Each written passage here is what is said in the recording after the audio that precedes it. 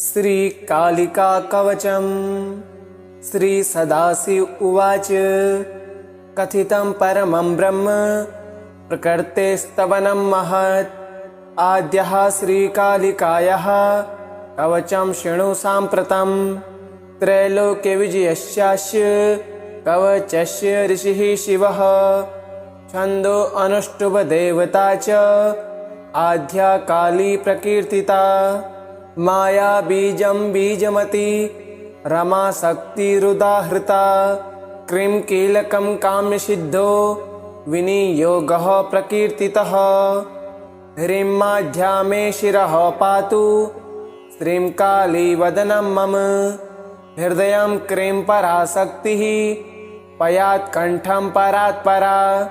नेत्रे पातु जगद्धात्री कर्णो रक्षतु शङ्करी। घ्राणं पातु महामाया रसनां सर्वमङ्गला। दन्तान् रक्षतु कौमारी कपोलो कमलालया। ओष्ठाधरो समारक्षेत् चिबुकं चारुहासनी। ग्रीवां पायात् कुलेशानी ककुत् पातु कृपामयी। द्वबाहु बाहुदा रक्षेत् करो कैवल्यदायिनी। स्कन्धो कपर्दिनी पातु पृष्ठं त्रैलोक्यतारिणी। पार्श्वे पायादर्पणा मे कटिं मे कमठासना। नाभो पातु विशालाक्षी प्रजस्थानं प्रभावती।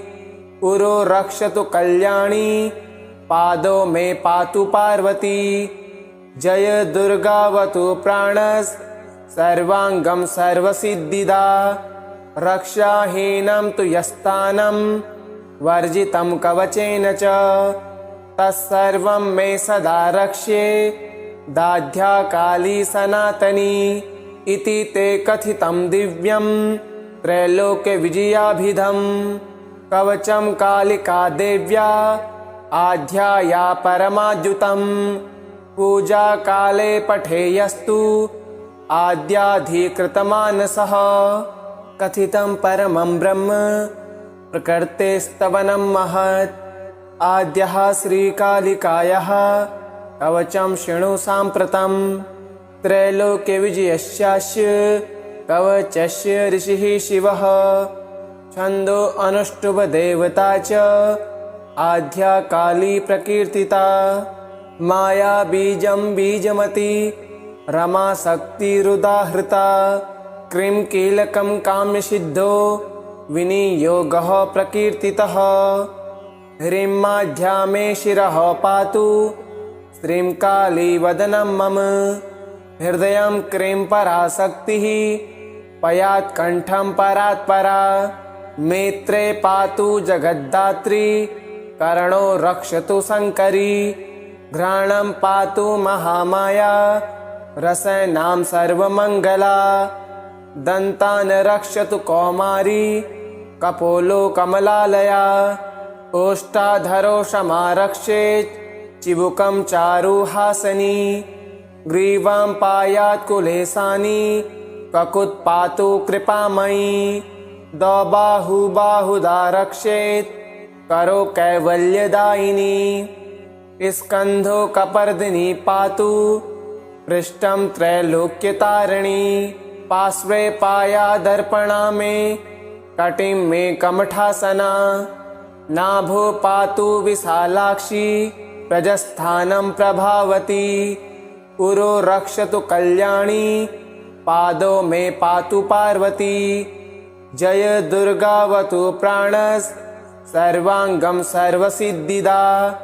रक्षाहीनं तु यस्थानं वर्जितं कवचेन च तत्सर्वं मे सदा रक्ष्ये दाध्या काली सनातनी। इति ते कथितं दिव्यं त्रैलोक्यविजयाभिधं। कवचं कालिका देव्या आध्याया परमाद्युतं। पूजा काले पठेयस्तु आद्याधिकृतमानसः।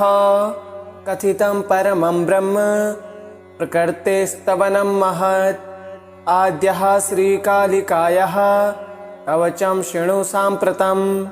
त्रैलोक्य विजयस्यास्य कवचस्य ऋषिः शिवः छन्दो अनुष्टुभ देवता च आद्या काली प्रकीर्तिता माया बीजं बीजमती रमा शक्तिरुदाहृता क्रीं कीलकं काम्यसिद्धो विनियोगः प्रकीर्तितः ह्रीं माध्या मे शिरः पातु श्रीं काली वदनं मम हृदयं क्रीं पराशक्तिः पयात् कण्ठं परात्परा नेत्रे पातु जगद्धात्री कर्णो रक्षतु शङ्करी घ्राणं पातु महामाया रसनां सर्वमङ्गला दन्तान् रक्षतु कौमारी कपोलो कमलालया ओष्ठाधरो समारक्षेत् चिबुकं चारुहासनी ग्रीवां पायात् कुलेशानी ककुत्पातु कृपामयी द्वबाहु बाहुदा रक्षेत् करो कैवल्यदायिनी स्कन्धो कपर्दिनी पातु पृष्ठं त्रैलोक्यतारिणी पार्श्वे पायादर्पणा मे कटिं मे कमठासना नाभो पातु विशालाक्षी प्रजस्थानं प्रभावती उरो रक्षतु कल्याणी पादो मे पातु पार्वती जय दुर्गावतु प्राणस् सर्वांगं सर्वसिद्धिदा रक्षाहीनं तु यस्तानं वर्जितं कवचेन च तत्सर्वं मे सदा रक्ष्ये दाध्या काली सनातनी इति ते कथितं दिव्यं त्रैलोक्यविजयाभिधं कवचं कालिका देव्या आध्याया परमाद्युतं पूजा काले पठेयस्तु आद्याधिकृतमानसः कथितं परमं ब्रह्म प्रकृतेस्तवनं महत् आद्यः श्रीकालिकायाः कवचं शृणु साम्प्रतं त्रैलोक्यविजयस्यास्य कवचस्य ऋषिः शिवः छन्दो अनुष्टुभ देवता च आद्या काली प्रकीर्तिता माया बीजं बीजमती रमा शक्तिरुदाहृता क्रीं कीलकं काम्यसिद्धो विनियोगः प्रकीर्तितः ह्रीं माध्या मे शिरः पातु श्रीं काली वदनं मम हृदयं क्रीं पराशक्तिः पयात् कण्ठं परात्परा नेत्रे पातु जगद्धात्री कर्णो रक्षतु शङ्करी घ्राणं पातु महामाया रसनां सर्वमङ्गला दन्तान् रक्षतु कौमारी कपोलो कमलालया ओष्ठाधरो समारक्षेत् चिबुकं चारुहासनी ग्रीवां पायात् कुलेशानी ककुत्पातु कृपामयी द्वबाहु बाहुदा रक्षेत् करो कैवल्यदायिनी स्कन्धो कपर्दिनी पातु पृष्ठं त्रैलोक्यतारिणी पार्श्वे पायादर्पणा मे कटिं मे कमठासना नाभो पातु विशालाक्षी प्रजस्थानं प्रभावती उरो रक्षतु कल्याणी पादो मे पातु पार्वती जय दुर्गावतु प्राणस् सर्वांगं सर्वसिद्धिदा रक्षाहीनं तु यस्तानं वर्जितं कवचेन च तत्सर्वं मे सदा रक्ष्ये दाध्या काली सनातनी इति ते कथितं दिव्यं त्रैलोक्यविजयाभिधं कवचं कालिका देव्या आध्याया परमाद्युतं पूजा काले पठेयस्तु आद्याधिकृतमानसः कथितं परमं ब्रह्म प्रकृतेस्तवनं महत् आद्यः श्रीकालिकायाः कवचं शृणु साम्प्रतं त्रैलोक्यविजयस्यास्य कवचस्य ऋषिः शिवः छन्दो अनुष्टुभ देवता च आद्या काली प्रकीर्तिता माया बीजं बीजमती रमा शक्तिरुदाहृता क्रीं कीलकं काम्यसिद्धो विनियोगः प्रकीर्तितः। ह्रीं माध्या मे शिरः पातु श्रीं काली वदनं मम। हृदयं क्रीं पराशक्तिः पयात् कण्ठं परात्परा। नेत्रे पातु जगद्धात्री कर्णो रक्षतु शङ्करी।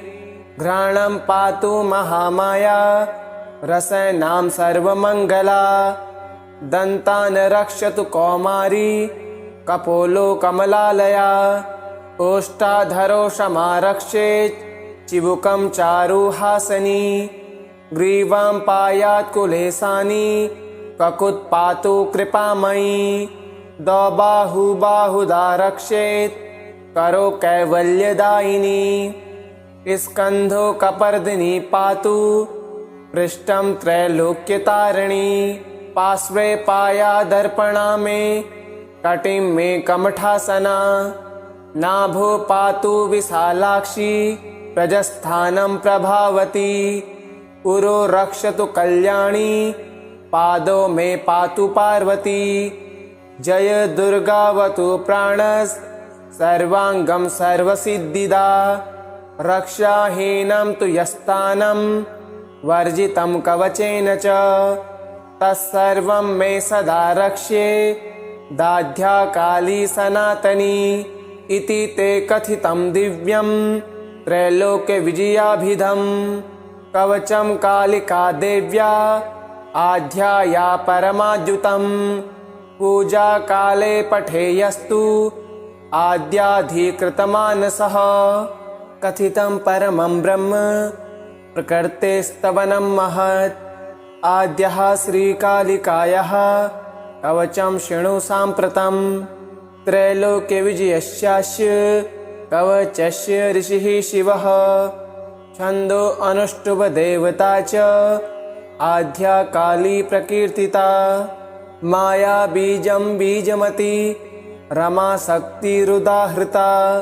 क्रीं कीलकं काम्यसिद्धो विनियोगः प्रकीर्तितः। ह्रीं माध्या मे शिरः पातु श्रीं काली वदनं मम। हृदयं क्रीं पराशक्तिः पयात् कण्ठं परात्परा।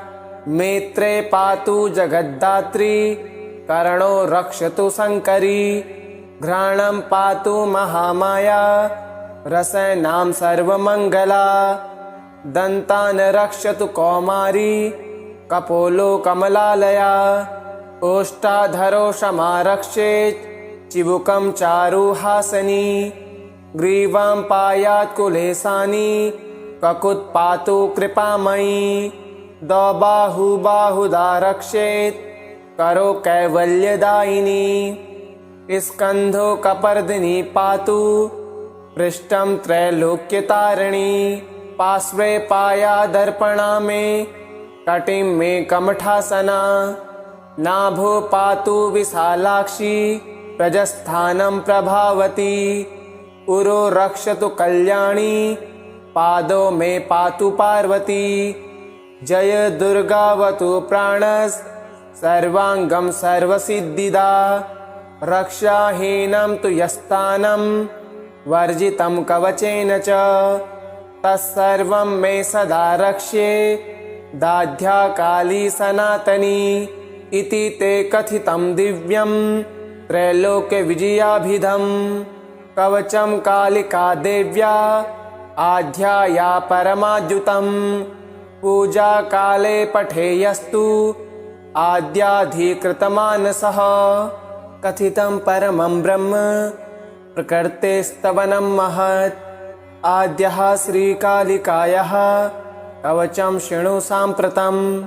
त्रैलोक्यविजयस्यास्य कवचस्य ऋषिः शिवः। छन्दो अनुष्टुप् देवता च आद्या काली प्रकीर्तिता। माया बीजं बीजमती रमा शक्तिरुदाहृता। क्रीं कीलकं काम्यसिद्धो विनियोगः प्रकीर्तितः। ह्रीं माध्या मे शिरः पातु श्रीं काली वदनं मम। हृदयं क्रीं पराशक्तिः पयात् कण्ठं परात्परा। मेत्रे पातु जगद्धात्री कर्णो रक्षतु शङ्करी घ्राणं पातु महामाया रसनां सर्वमङ्गला दन्तान् रक्षतु कौमारी कपोलो कमलालया ओष्ठाधरो क्षमारक्षेत् चिबुकं चारुहासनी ग्रीवां पायात् कुलेशानी ककुत्पातु कृपामयी द्वबाहु बाहुदा रक्षेत् करो कैवल्यदायिनी स्कन्धो कपर्दिनी पातु पृष्ठं त्रैलोक्यतारिणी पार्श्वे पायादर्पणा मे कटिं मे कमठासना नाभो पातु विशालाक्षी प्रजस्थानं प्रभावती उरो रक्षतु कल्याणी पादो मे पातु पार्वती जय दुर्गावतु प्राणस् सर्वाङ्गं सर्वसिद्धिदा रक्षाहीनं तु यस्तानं वर्जितं कवचेन च तत्सर्वं मे सदा रक्ष्ये दाध्या काली सनातनी इति ते कथितं दिव्यं त्रैलोक्यविजयाभिधं कवचं कालिका देव्या आध्याया परमाद्युतं पूजा काले पठेयस्तु आद्याधिकृतमानसः कथितं परमं ब्रह्म प्रकृते स्तवनं महत् आद्यः श्रीकालिकायाः कवचं शृणु साम्प्रतं त्रैलोक्यविजयस्यास्य कवचस्य ऋषिः शिवः छन्दो अनुष्टुप् च आद्या काली प्रकीर्तिता माया बीजं बीजमती रमा शक्तिरुदाहृता क्रीं कीलकं काम्यसिद्धो विनियोगः प्रकीर्तितः ह्रीं माध्या मे शिरः पातु श्रीं काली वदनं मम हृदयं क्रीं पराशक्तिः पयात् कण्ठं परात्परा मेत्रे पातु जगद्धात्री कर्णो रक्षतु शङ्करी घ्राणं पातु महामाया रसनां सर्वमङ्गला दन्तान् रक्षतु कौमारी कपोलो कमलालया ओष्ठाधरो क्षमारक्षेत् चिबुकं चारुहासनी ग्रीवां पायात् कुलेशानी ककुत्पातु कृपामयी द्वबाहु बाहुदा रक्षेत् करो कैवल्यदायिनी स्कन्धो कपर्दिनी पातु पृष्ठं त्रैलोक्यतारिणी पार्श्वे पायादर्पणा मे कटिं मे कमठासना नाभो पातु विशालाक्षी प्रजस्थानं प्रभावती उरो रक्षतु कल्याणी पादो मे पातु पार्वती जय दुर्गावतु प्राणस् सर्वाङ्गं सर्वसिद्धिदा रक्षाहीनं तु यस्तानं वर्जितं कवचेन च तत्सर्वं मे सदा रक्ष्ये दाध्या काली सनातनी इति ते कथितं दिव्यं त्रैलोक्यविजयाभिधं कवचं कालिका देव्या आध्याया परमाद्युतं पूजा काले पठेयस्तु आद्याधिकृतमानसः कथितं परमं ब्रह्म प्रकृते स्तवनं महत् आद्यः श्रीकालिकायाः कवचं शृणु साम्प्रतं त्रैलोक्यविजयस्यास्य कवचस्य ऋषिः शिवः छन्दो अनुष्टुप् च आद्या काली प्रकीर्तिता माया बीजं बीजमती रमा शक्तिरुदाहृता क्रीं कीलकं काम्यसिद्धो विनियोगः प्रकीर्तितः ह्रीं माध्या मे शिरः पातु श्रीं काली वदनं मम हृदयं क्रीं पराशक्तिः पयात् कण्ठं परात्परा मेत्रे पातु जगद्धात्री कर्णो रक्षतु शङ्करी घ्राणं पातु महामाया रसनां सर्वमङ्गला दन्तान् रक्षतु कौमारी कपोलो कमलालया ओष्ठाधरो समारक्षेत्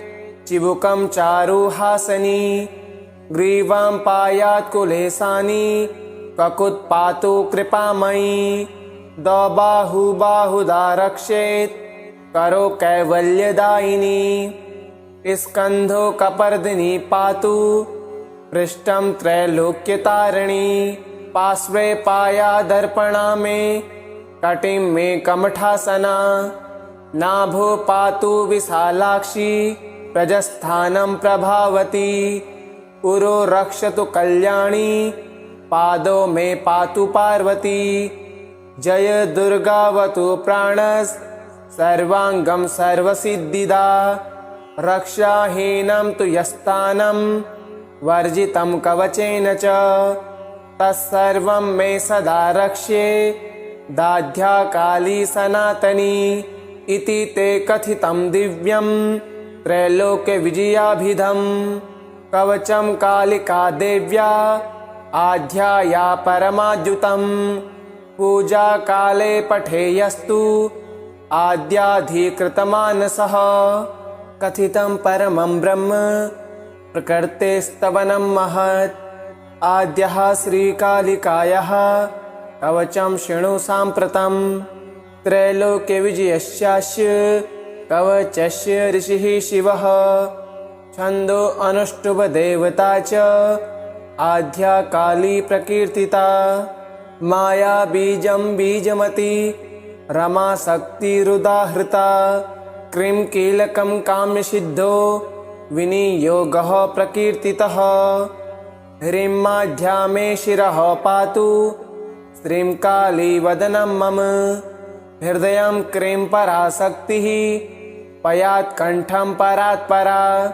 नेत्रे पातु जगद्धात्री कर्णो रक्षतु शङ्करी घ्राणं पातु महामाया रसनां सर्वमङ्गला दन्तान् रक्षतु कौमारी कपोलो कमलालया ओष्ठाधरो समारक्षेत् चिबुकं चारुहासनी ग्रीवां पायात् कुलेशानी ककुत्पातु कृपामयी द्वबाहु बाहुदारक्षेत् करो कैवल्यदायिनी स्कन्धो कपर्दिनी पातु पृष्ठं त्रैलोक्यतारिणी पार्श्वे पायादर्पणा मे कटिं मे कमठासना नाभो पातु विशालाक्षी प्रजस्थानं प्रभावती उरो रक्षतु कल्याणी पादो मे पातु पार्वती जय दुर्गावतु प्राणस् सर्वांगं सर्वसिद्धिदा रक्षाहीनं तु यस्तानं वर्जितं कवचेन च तत्सर्वं मे सदा रक्ष्ये दाध्या काली सनातनी इति ते कथितं दिव्यं त्रैलोक्यविजयाभिधं कवचं कालिका देव्या आध्याया परमाद्युतं पूजा काले पठेयस्तु आद्याधिकृतमानसः कथितं परमं ब्रह्म प्रकृतेस्तवनं महत् आद्यः श्रीकालिकायाः कवचं शृणु साम्प्रतं त्रैलोक्यविजयस्यास्य कवचस्य ऋषिः शिवः छन्दो अनुष्टुप् च आद्या काली प्रकीर्तिता माया बीजं बीजमती रमा शक्तिरुदाहृता क्रीं कीलकं काम्यसिद्धो विनियोगः प्रकीर्तितः ह्रीं माध्या मे शिरः पातु श्रीं काली वदनं मम हृदयं क्रीं पराशक्तिः पयात् कण्ठं परात्परा नेत्रे पातु जगद्धात्री कर्णो रक्षतु शङ्करी घ्राणं पातु महामाया रसनां सर्वमङ्गला दन्तान् रक्षतु कौमारी कपोलो कमलालया ओष्ठाधरो समारक्षेत् चिबुकं चारुहासनी ग्रीवां पायात् कुलेशानी ककुत्पातु कृपामयी द्वबाहु बाहुदारक्षेत् करो कैवल्यदायिनी स्कन्धो कपर्दिनी पातु पृष्ठं त्रैलोक्यतारिणी पार्श्वे पायादर्पणा मे कटिं मे कमठासना नाभो पातु विशालाक्षी प्रजस्थानं प्रभावती उरो रक्षतु कल्याणी पादो मे पातु पार्वती जय दुर्गावतु प्राणस् सर्वांगं सर्वसिद्धिदा रक्षाहीनं तु यस्थानं वर्जितं कवचेन च तत्सर्वं मे सदा रक्ष्ये दाध्या काली सनातनी इति ते कथितं दिव्यं त्रैलोक्यविजयाभिधं कवचं कालिका देव्या आध्याया परमाद्युतं पूजा काले पठेयस्तु आद्याधिकृतमानसः इति श्री कालिका कवचं सम्पूर्णम्।